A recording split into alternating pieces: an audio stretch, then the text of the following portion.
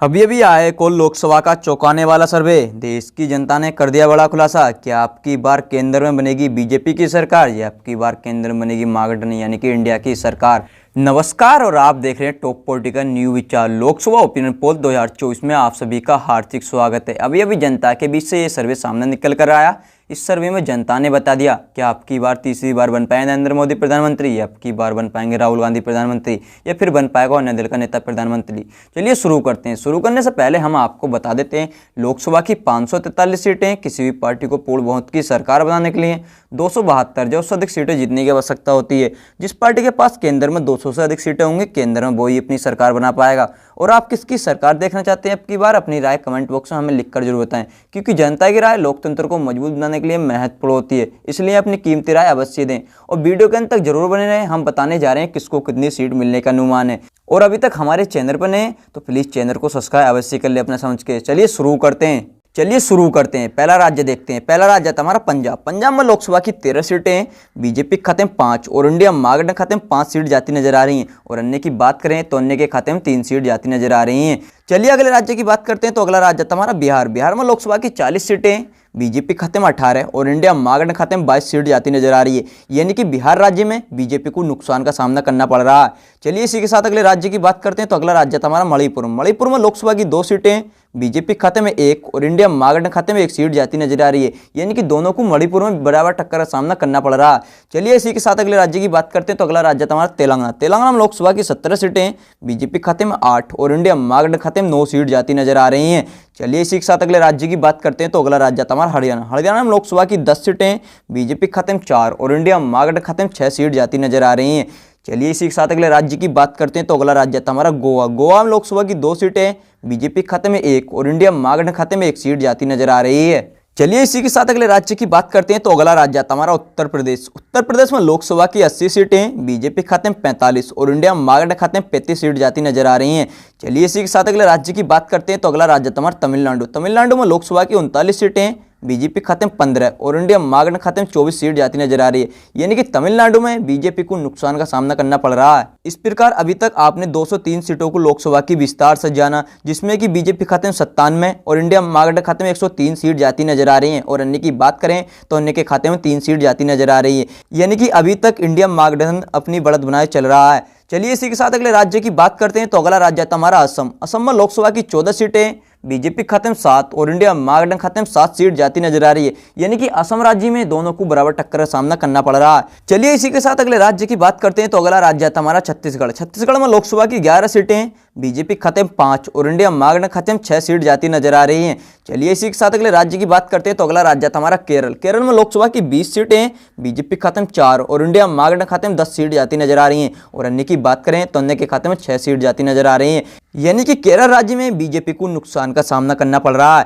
चलिए इसी के साथ अगले राज्य की बात करते हैं। तो अगला राज्य था हमारा मध्य प्रदेश। मध्य प्रदेश में लोकसभा की 29 सीटें, बीजेपी खाते में 9 और इंडिया महागठबंधन खाते में 20 सीट जाती नजर आ रही है। यानी कि मध्य प्रदेश में भी बीजेपी को नुकसान का सामना करना पड़ रहा है। चलिए अगले राज्य की बात करते हैं। तो अगला राज्य था हमारा त्रिपुरा। त्रिपुरा में लोकसभा की 2 सीटें और बीजेपी की लुटिया डूबती नजर आ रही। 2 की 2 सीट इंडिया महागठबंधन खाते में जाती नजर आ रही। यानी कि त्रिपुरा राज्य में बीजेपी को नुकसान का सामना करना पड़ रहा है। चलिए अगले राज्य की बात करते हैं। तो अगला राज्य था हमारा जम्मू कश्मीर। जम्मू कश्मीर में लोकसभा की 6 सीटें, बीजेपी खाते में 2 और इंडिया महागठबंधन खाते में 4 सीट जाती नजर आ रही हैं। चलिए इसी के साथ अगले राज्य की बात करते हैं। तो अगला राज्य था हमारा मेघालय। मेघालय में लोकसभा की 2 सीटें और बीजेपी की लुटिया डूबती हुई नजर आ रही है। 2 की 2 सीट इंडिया महागठबंधन खाते में जाती नजर आ रही है। यानी कि मेघालय में बीजेपी को नुकसान का सामना करना पड़ रहा है। चलिए अगले राज्य की बात करते हैं। तो अगला राज्य था हमारा झारखंड। झारखंड में लोकसभा की 14 सीटें, बीजेपी खाते में 7 और इंडिया महागठबंधन खाते में 7 सीट जाती नजर आ रही है। यानी कि झारखंड में दोनों को बराबर टक्कर का सामना करना पड़ रहा है। चलिए इसी के साथ अगले राज्य की बात करते हैं। तो अगला राज्य था हमारा अरुणाचल प्रदेश। अरुणाचल प्रदेश में लोकसभा की 2 सीटें, बीजेपी खाते में 1 और इंडिया महागठबंधन खाते में 1 सीट जाती नजर आ रही है। चलिए इसी के साथ अगले राज्य की बात करते हैं तो अगला राज्य हमारा राजस्थान। राजस्थान में लोकसभा की 25 सीटें हैं, बीजेपी खत्म 16 और इंडिया महागठबंधन खत्म 9 सीट जाती नजर आ रही है। यानी कि राजस्थान में इंडिया महागठबंधन को नुकसान का सामना करना पड़ रहा है। अभी तक आपने इस प्रकार लोकसभा की 228 सीटों को विस्तार से जाना, जिसमें कि बीजेपी खाते में 148 और इंडिया महागठबंधन खाते में 171 सीट जाती नजर आ रही है। और अन्य की बात करें तो अन्य के खाते में 9 सीट जाती नजर आ रही है। यानी कि अभी तक भी इंडिया महागठबंधन अपनी बढ़त बनाए चल रहा है। चलिए इसी प्रकार अगले राज्य की बात करते हैं तो अगला राज्य हमारा गुजरात। गुजरात में लोकसभा की 26 सीटें हैं, बीजेपी खाते में 15 और इंडिया महागठबंधन खाते में 9 सीट जाती नजर आ रही हैं। चलिए इसी प्रकार अगले राज्य की बात करते हैं तो अगला राज्य हमारा दिल्ली केंद्र शासित प्रदेश। दिल्ली केंद्र शासित प्रदेश में लोकसभा की 7 सीटें हैं, बीजेपी खाते में 3 और इंडिया महागठबंधन खाते में 4 सीट जाती नजर आ रही हैं। चलिए इसी प्रकार अगले राज्य की बात करते हैं तो अगला राज्य था हमारा हिमाचल प्रदेश। हिमाचल प्रदेश में लोकसभा की 4 सीटें हैं, बीजेपी खाते में 2 और इंडिया महागठबंधन खाते में 2 सीट जाती नजर आ रही है। यानी कि हिमाचल प्रदेश में दोनों को बराबर टक्कर का सामना करना पड़ रहा है।